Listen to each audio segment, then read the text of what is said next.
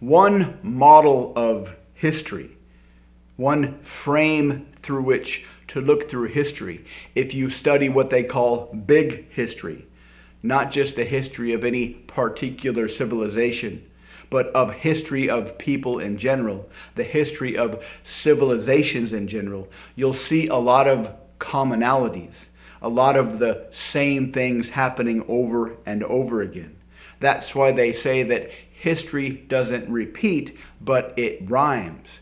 Because the history of civilization is the history of humans with the same human nature doing the same things over and over again.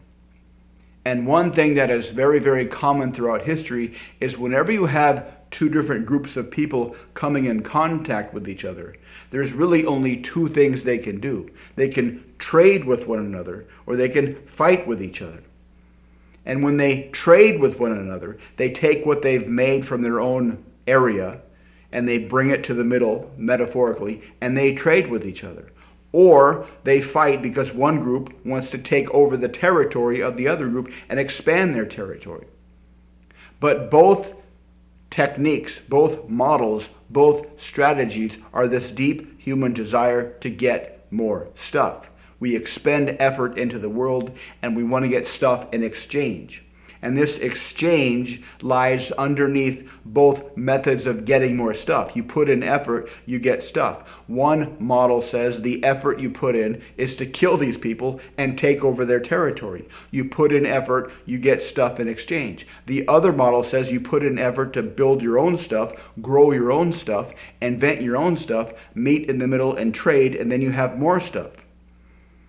And all throughout history, these two dynamics are always going on in all kinds of different ways.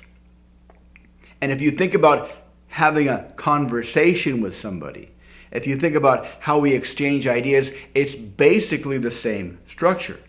You can have these idea contests, my idea, and you're trying to take over the territory of the other person's brain. This is the common go-to way that people have conversations. Or you can have a Socratic conversation, which is very, very rare. A Socratic conversation requires that both people turn off their ancient ego instinct that compels them to assert their idea into the brains of the other person.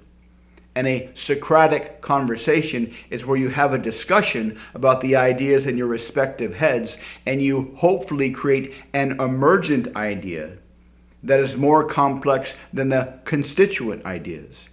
If you look at the history of the universe, it is a process of continuously higher and higher emergent systems. Subatomic particles connect to make atoms, which are an emergent system of subatomic particles. Atoms connect together to make molecules. Molecules are an emergent system of atoms. Inorganic molecules come together to make organic molecules.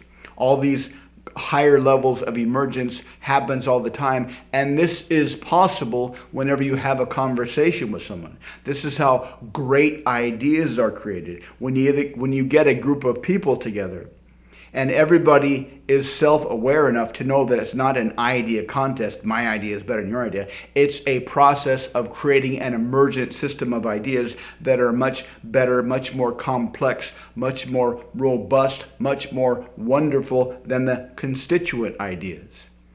This is what Napoleon Hill talks about when he talks about a mastermind group. A group of people trying to solve a problem, and they all contribute to this massive Socratic process where they create an emergent idea that solves the problem, comes up with some type of creative solution, and everybody can live happily ever after.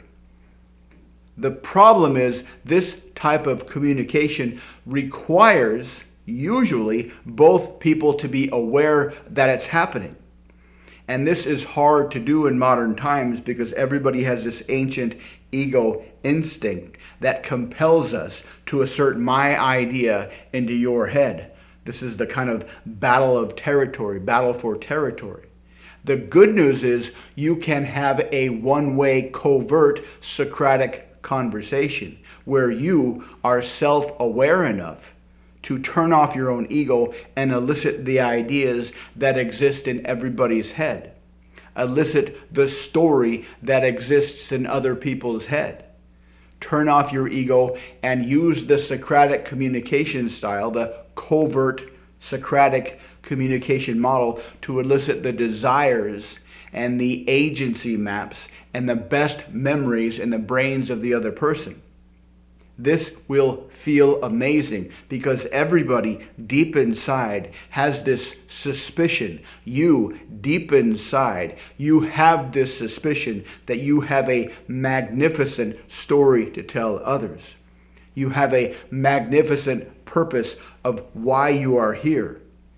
And the drive of human nature, the drive of the human ego, the reason we invented language, the reason we evolved language was to express your purpose to the world, to express who you are to the world, to express why you are here to the world. And when people express that story about themselves, when people express their deep, complex desires in ways they have never expressed before, you create this emergent system, but only with the ideas that are in their head. This is why the covert Socratic method is so incredibly powerful. This is why the covert Socratic model is so incredibly seductive. Because most people are walking around with social anxiety, with a whole lot of deep, massively complex desires that they've never really articulated, that they've never really thought about enough to make them complex enough to describe to other people. So just the process of using the Socratic process to get the ideas in their head, get them out, get them articulated, get them more refined and detailed and expanded and robust and emotionally powerful, that will make them feel amazing. And something interesting happens when you make other people feel amazing. The ancient relationship instincts will kick in. And because they are feeling amazing, because they're having a conversation with you, this ancient relationship instinct will compel them to want to be in a relationship with you. Because we are hardwired by evolution. We are hardwired deep in our biology to create relationships with people that make you feel wonderful. So all you have to do is use the covert Socratic communication model and expand their mental maps, and they will feel fantastic, and their subconscious will be well aware that they feel amazing, they feel wonderful because of you, and they will be compelled on a deep unconscious genetic level to have a burning desire to create a relationship with you. Now, because you have a unique collection of conversational skills, because you have a unique way of being interested in other people, because you are probably a better listener than those around you, you can do this much better than everybody else because of what you've done in the past, because of what you have experienced in the past, because of the memories that exist in your brain. You can use this technique in a way much more profound than other people can possibly imagine. Now, I don't know about you. I don't know what's in your brain. I don't know if you really want to become more seductive by using the Socratic method. I don't know if you want to become more persuasive by using the covert, one-directional Socratic method. But if you're interested, you can learn more and become much more persuasive than you ever thought possible. You can become much more attractive and seductive than you ever thought possible, because inside everybody else that you see, when you look out at all the people in the world, inside each one of their brains is unlimited treasure. And all you have to do is expand what's inside their brains, and they will be desperate to be in a relationship with you.